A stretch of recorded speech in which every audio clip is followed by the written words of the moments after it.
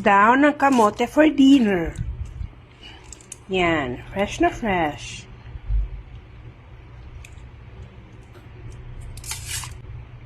Request ng aking anak. Need daw niya ng dahon. At isawsaw sa bagoong with calamansi.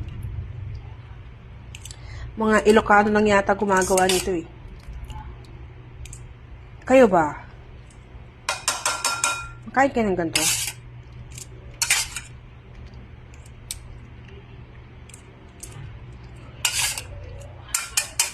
Yan.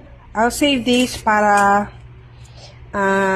pampatubig ko dun sa aking halaman sa labas. Para bukas. Yan ang ulam namin tonight. Dahon ng kamote. Fresh calamansi galing sa talipapa. Fish sauce.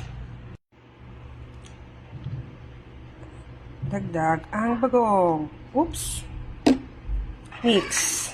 Wait. Mangan. Tayo ako.